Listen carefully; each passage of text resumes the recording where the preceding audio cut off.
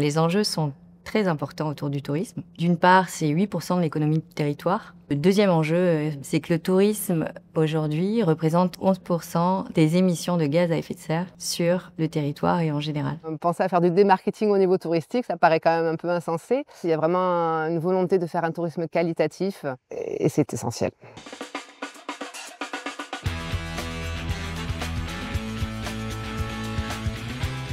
Corsica Linea, c'est une compagnie maritime qui dessert la Corse et l'Afrique du Nord pour transporter des passagers et du fret depuis Marseille ou depuis le port de Sète. Notre vision d'entreprise, c'est d'être la compagnie maritime de Méditerranée la plus moderne en 2030. Et la plus moderne, pour nous, ce sera celle qui est le meilleur sur le client, en satisfaction client, qui a un sens sociétal et qui a réussi sa transition environnementale. Concrètement, ça consiste à réduire de 40% nos émissions de CO2 entre 2022 et 2030.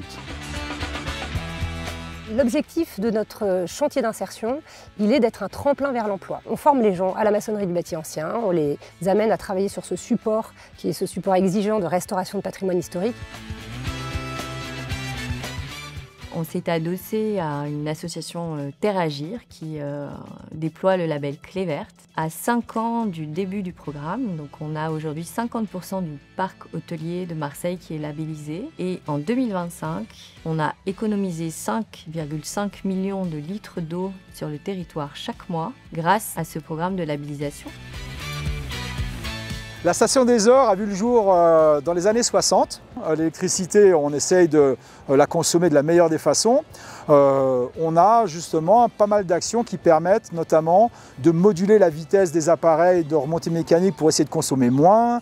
On a aussi des systèmes de capteurs qui nous permettent de voir les charges nécessaires sur l'appareil qui permet que le moteur tourne à bonne vitesse. Nous avons une centrale hydroélectrique sur un des torrents de la station qui va produire 4 gigawattheures par an, ce qui est assez conséquent, c'est à peu près ce que nous on consomme en électricité. On est en montagne, c'est un lieu naturel que l'on veut préserver et pour autant nos activités elles sont sur ce même domaine, notamment les pistes, que ce soit l'hiver avec le ski et puis l'été le VTT. Par contre, à chaque fois qu'on aménage une piste, chaque fois qu'on touche à la montagne, tout de suite on compense. Tout ce qui est écotourisme et tourisme durable sont indispensables et doivent être présentes autant pour l'hôtellerie de plein air que pour tous les secteurs. L'esprit dans notre camping, tout naturellement, a été donc de valoriser déjà l'espace naturel. On a mis des nichoirs dans le camping, on a aussi installé des toilettes sèches. On propose par exemple aussi une navette pour les clients les jours de marché pour éviter que chacun prenne son véhicule. On développe aussi fortement tout ce qui est itinéraire vélo, voilà, on essaie de proposer quand même tout ce qui est activité verte. Et après donc de proposer aussi des installations, conduiseurs d'eau, des temporisateurs pour l'électricité, enfin voilà, pour essayer de minimiser notre impact.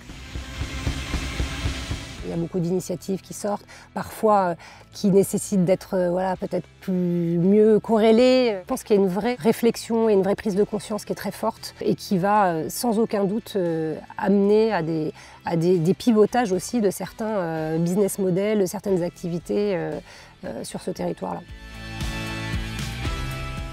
Il va falloir que le tourisme soit agile. On essaie d'amener notre petite pierre pour améliorer ce territoire qui fera que les générations plus tard, ce sera bien. Voilà.